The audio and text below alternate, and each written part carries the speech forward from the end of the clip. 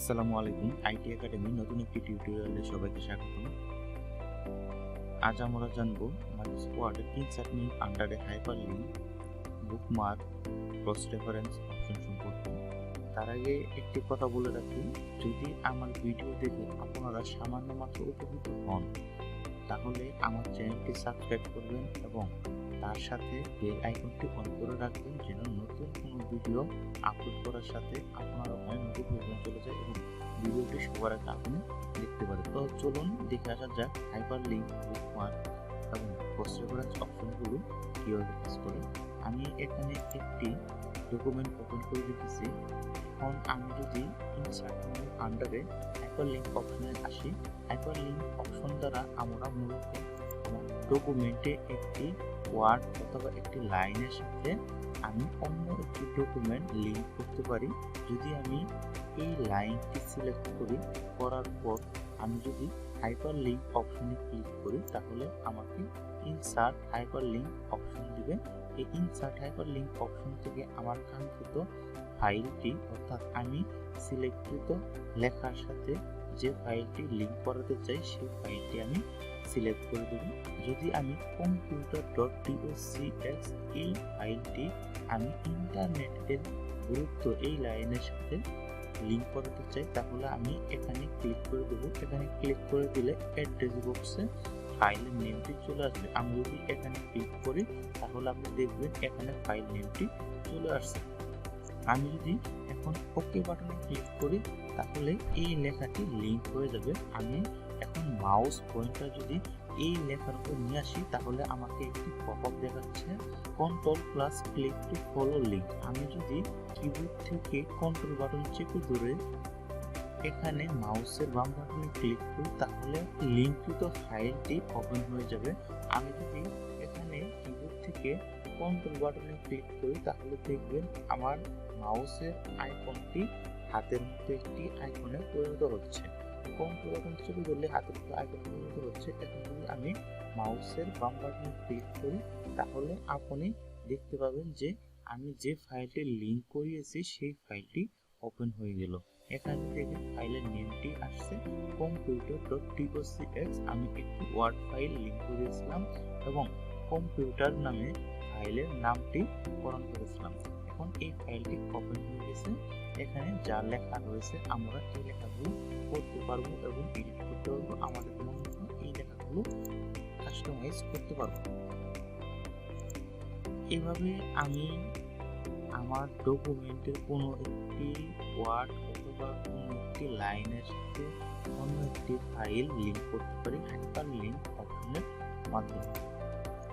যদি আমি এই লেখাটার সাথে কোনো একটি ফাইল লিঙ্ক করতে চাই তাহলে এই লেখাটি সিলেক্ট করতে হবে এবং হাইপারলিংক অপশনে ক্লিক করতে হবে। হাইপারলিংক অপশনে ক্লিক করার পর এই পপআপটি আমার সামনে শো করবে। আমি এখান থেকে আমার কাঙ্ক্ষিত ফাইলটি সিলেক্ট করে দেব। আমি যদি এখানে ইন্টারনেট এডুকেশন এই ফাইলটির উপর ক্লিক করি, ক্লিক করলে এই ফাইলের নেমটি এখানে চলে আসছে। এটি হলো একটি ইমেজ ফাইল, জেপিজি ফাইল। এটি এখানে চলে আসছে। ওকে বাটনে ক্লিক করলে এই লেখাটির সাথে আমার ইমেজ ফাইলটি লিঙ্ক হয়ে গেছে। আমি যদি এখন কন্ট্রোল বাটন কিবোর্ড থেকে চেপে ধরি এবং মাউসের বাম বাটনে ক্লিক করি তাহলে আমরা দেখতে পাচ্ছি লিঙ্ককৃত ইমেজ ফাইলটি এখানে ওপেন হয়ে গেছে। এভাবে আমরা একটি ডকুমেন্টের কোনো একটি লাইন অথবা কোনো একটি ওয়ার্ডের সাথে অন্য একটি ফাইল লিঙ্ক করতে পারি।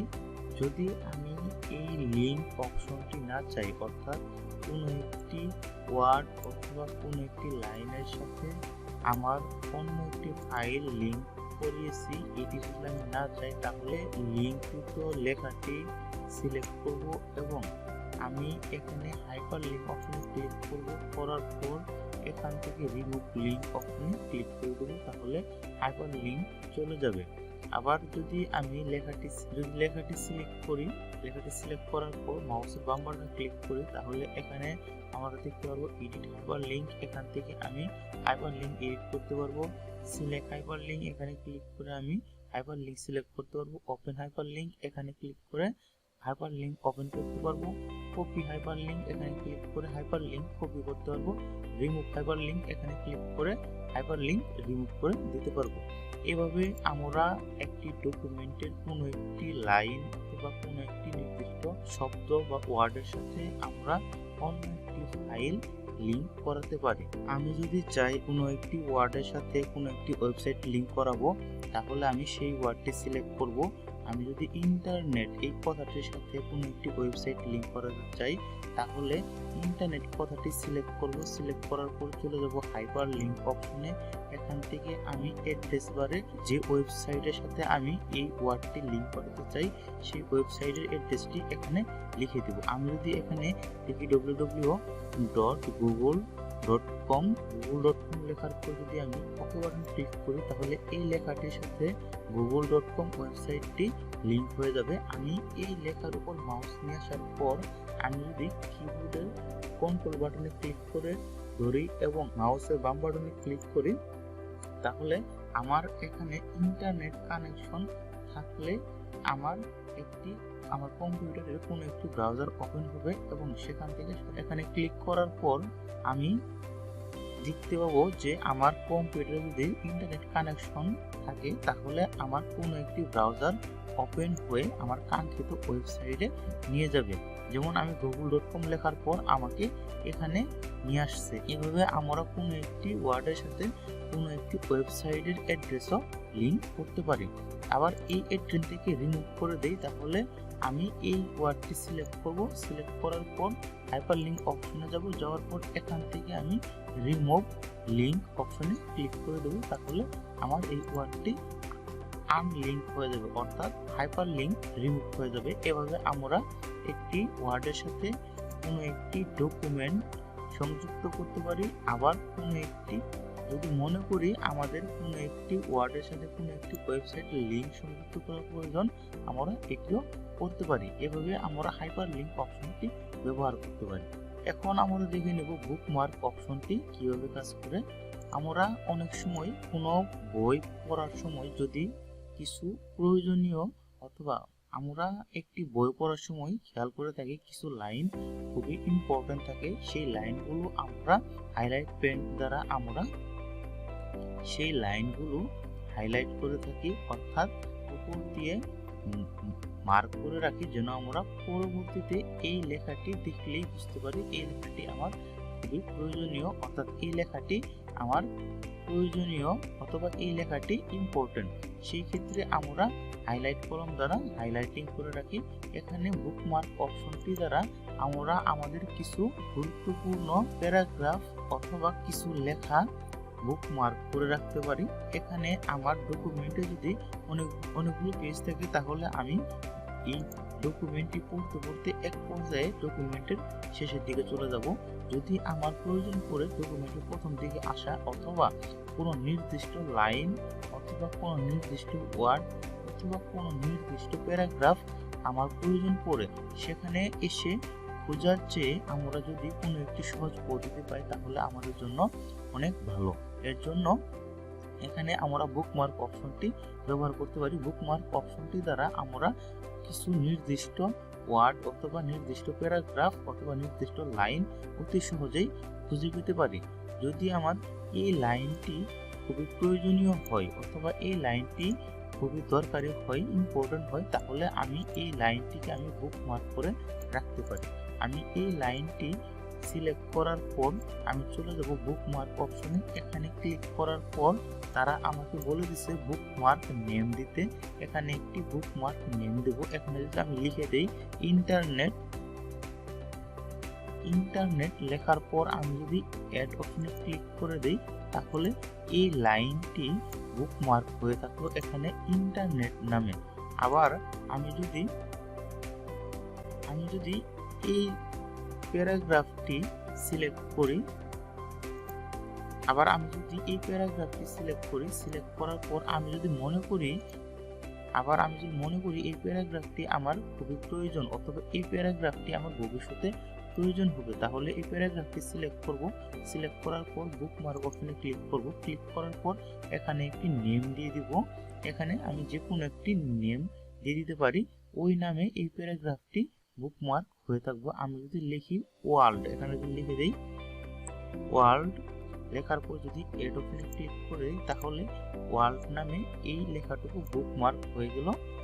আমি যদি এখন এখানে একটি ডকুমেন্ট পড়তে পড়তে অনেক শেষের দিকে ডকুমেন্টের শেষের দিকে এসে পড়ি, এখন যদি আমি ওই বুকমার্ক করা অংশটুকুতে যেতে চাই তাহলে আমি এখানে বুকমার্ক অপশনে ক্লিক করে দেব এবং এখানে আমি দুইটি সিলেক্টকৃত লেখা দুইটি নামে সিলেক্ট করে দুইটি নামে এখানে সেভ করে রেখেছি। আমি ওয়ার্ল্ড এই বুকমার্কটিতে ক্লিক করি এবং গো টু অপশন ক্লিক করি, তাহলে আমাকে এই বুকমার্ক অনুযায়ী যে লেখাটুকু আমি বুকমার্কে সেভ করে রেখেছি সেই লেখাটুকুতে আমাকে নিয়ে যাবে। আবার যদি আমি বুকমার্কে যাই, বুকমার্কে যাওয়ার পর ইন্টারনেট নামে একটি বুকমার্ক আমি সেভ করে রেখেছি, এখানে ক্লিক করার পর যদি গো টু অপশনে ক্লিক করি তাহলে দেখুন আমি যে প্রথমে একটি ইন্টারনেট নামে বুকমার্ক তৈরি করে নিয়েছিলাম সেই লেখাটুকু অটোমেটিক সিলেক্ট হয়ে গেছে এবং এখানে আমাকে নিয়ে আসছে। এভাবে আমরা একটি পেজের অর্থাৎ এভাবে আমরা একটি ডকুমেন্টের বিভিন্ন লেখাকে বুকমার্ক করে রাখতে পারি এবং ভবিষ্যতে এই লেখাগুলো সহজে খুঁজে পেতে পারি। এই লেখাগুলোতে আমরা অতি সহজেই আসতে পারি এবং খুঁজে পেয়ে এই লেখাগুলো আমরা পড়তে পারি এবং প্রয়োজনের অনুযায়ী কাজ করতে পারি। এইভাবে বুকমার্ক অপশনটি কাজ করে। যদি আমার বুকমার্ক না প্রয়োজন হয় তাহলে আমি বুকমার্ক অপশনে যাওয়ার পর এখান থেকে যে বুকমার্কটি আমি রিমুভ করতে চাই সেই বুকমার্কটি আমি সিলেক্ট করব। সিলেক্ট করার পর ডিলিট অপশনে ক্লিক করে দেবো, বুকমার্কটি ডিলিট হয়ে যাবে। আবার এই বুকমার্কটি যদি ডিলিট করতে চাই এখানে ক্লিক করব, ক্লিক করার পর ডিলিট অপশনে ক্লিক করলে বুকমার্ক ডিলিট হয়ে যাবে। এভাবে আমি একটি বুকমার্ক নিতে পারি এবং একটি বুকমার্ক রিমুভ করতে পারি। আমরা এখন দেখে নেব ক্রস রেফারেন্স অপশনটি কিভাবে কাজ করে। আমি প্রথমেই বলে রাখি ক্রস রেফারেন্স অপশনটি কাজ করে আমার ডকুমেন্টের বিভিন্ন হেডিং অথবা বিভিন্ন ইমেজের সাথে আমি ক্রস রেফারেন্স করতে পারবো, অর্থাৎ ডকুমেন্টের অন্যান্য ওয়ার্ডের সাথে বা লাইনের সাথে আমি এখানে একটি লাইনের লিঙ্ক করাতে পারবো। আমরা অনেক সময় খেয়াল করে থাকি যে আমরা যখন বই তৈরি করি তখন সেখানে একটি সূচিপত্র থাকে, সূচিপত্রে লেখা থাকে কোন প্যারাগ্রাফ, কোন কবিতা, কোন গদ্য কত পেজে আছে অথবা কি টাইপের আছে, হেডিং টাইপ কেমন এবং লেখার টাইপ কেমন, এই অপশনগুলো নিয়ে কাজ করে। আমি যদি এখানে ক্রস রেফারেন্স অপশনে ক্লিক করি তাহলে আরো বিস্তারিত আপনারা বুঝতে পারবেন। এখানে ক্লিক করার পর আমাকে এই পপআপটি দিচ্ছে, এখান থেকে আমরা রেফারেন্স টাইপ দিতে পারবো। রেফারেন্স টাইপ আছে bookmark, footnote, endnote, equation, figure, image, আরো রয়েছে এখানে নাম্বার, আইটেম, হেডিং, এই অপশনগুলো রয়েছে। আমি যদি এখানে হেডিং অপশনে ক্লিক করি তাহলে এখানে আমার কয়েকটি হেডিং রয়েছে, এই হেডিংগুলো আমি রাখতে পারি। আমি যদি এই হেডিংটি নেওয়ার চেষ্টা করি, হেডিংয়ে ক্লিক করার পর আমি ইনসার্ট অপশনে ক্লিক করব, এখানে এসে পড়লো ইন্টারনেটের গুরুত্ব। আমি যদি এখানে এন্টার বাটন দিয়ে নিচের লাইনে আসি, শিক্ষা ক্ষেত্রে ইন্টারনেটের গুরুত্ব, তারপরে আমি নিচের লাইনে আসি, আসার পর আমি যদি তারপরের হেডিংটি নেওয়ার চেষ্টা করি, ইনসার্ট করলে এখানে আমাকে আসছে চিকিৎসা ক্ষেত্রে ইন্টারনেটের গুরুত্ব। তারপরের লাইনে আমি আসি, এখানে পরের হেডিংটি নেওয়ার জন্য পরের হেডিংটিতে আমি ক্লিক করে দেই এবং এখান থেকে যদি আমি হেডিং টেক্সট বাদ দিয়ে যদি আমি পেজ নাম্বার লিখে দেই, পেজ নাম্বার সিলেক্ট করার পর ইনসার্ট বাটন ক্লিক করলে এখানে পেজ নাম্বার চলে আসলো। তারপর আমি এখানে পরের হেডিংটি যদি আমি সিলেক্ট করি, সিলেক্ট করার পর এখান থেকে হেডিং টেক্সট অপশন ক্লিক করে ইনসার্ট বাটনে ক্লিক করি, পরের হেডিংটি আমার এখানে চলে আসলো। এইভাবে আমি এখন আমি যদি এখানে হেডিং না দিয়ে যদি আমি এখান থেকে আমার পেজে আমার এই ডকুমেন্টে ইমেজ থাকতে পারে, আমি যদি এখানে সূচিপত্রে ইমেজ নিয়ে আসতে চাই তাহলে এখানে ইমেজ অপশন রয়েছে, এখানে ক্লিক করব।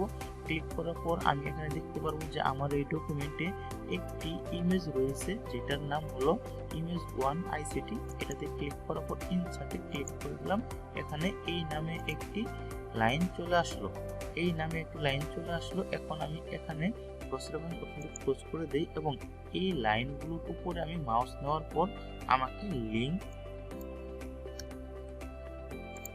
এই লাইনগুলোর উপর মাউস নেওয়ার পর আমাকে লিংক আকারে দেখাচ্ছে আমার এই ডকুমেন্টের বিভিন্ন লাইনের সাথে আমার এই লাইনগুলো ক্রস রেফারেন্স হয়ে আছে, অর্থাৎ লিঙ্ক হয়ে আছে। আমি যদি এখানে মাউস নেওয়ার পরে আমাকে দেখাচ্ছে current document, control plus click to follow link. আমি যদি আমার কিবোর্ড থেকে কন্ট্রোল বাটন চেপে ধরি তাহলে খেয়াল করবেন এখানে মাউসের আইকনটি হাতের মতো আইকনে রূপান্তরিত হবে। কন্ট্রোল বাটন চাপার পরে হ্যান্ডের মতো একটি, হাতের মতো একটি আইকন আসছে। আমি যদি এখন ক্লিক করে দিই মাউসের বাম বাটনে তাহলে আমাকে কাঙ্ক্ষিত ক্রস রেফারেন্সে, অর্থাৎ যে ওয়ার্ডের সাথে লিঙ্ক করা আছে সেই ওয়ার্ডে বা সেই লাইনে নিয়ে চলে গেল। তারপরের লাইনটিতে আমি মাউস নিয়ে আসার পর যদি আমি সেম একইভাবে কিবোর্ড থেকে কন্ট্রোল বাটন চেপে ধরে মাউসের বাম বাটনে ক্লিক করি তাহলে আমাকে পরের হেডিং এ নিয়ে আসলো। আমি যদি আবার সেই প্রথমে যাই, যাওয়ার পরে যদি এখানে মাউস নিয়ে আসে সেম একইভাবে কিবোর্ড থেকে কন্ট্রোল বাটন মাউসের বাম বাটনে ক্লিক করে দিই তাহলে চিকিৎসা ক্ষেত্রে ইন্টারনেটের গুরুত্ব এখানে নিয়ে আসলো। আমি যদি আবার এখানে ইমেজ 1 আইসিটি এখানে মাউস নেওয়ার পর আমি যদি কিবোর্ড থেকে কন্ট্রোল বাটন চেপে ধরে মাউসের বাম বাটনে ক্লিক করি তাহলে আমার কাঙ্ক্ষিত ইমেজে নিয়ে গেল। এভাবে আমরা ক্রস রেফারেন্স অপশনটি ব্যবহার করতে পারি। যদি আমি না চাই তাহলে এই অপশনটি বাদ দিয়ে দিতে পারি। আমি এখান থেকে এই লেখাগুলো সিলেক্ট করে কেটে দিতে পারি।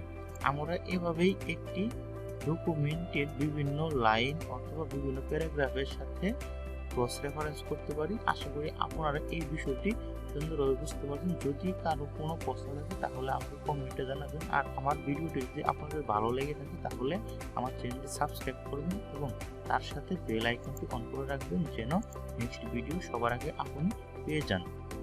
সে পর্যন্ত ভালো থাকবেন। আজকের ভিডিওটি এ পর্যন্ত, সবাই ভালো থাকবেন। আসসালামু আলাইকুম।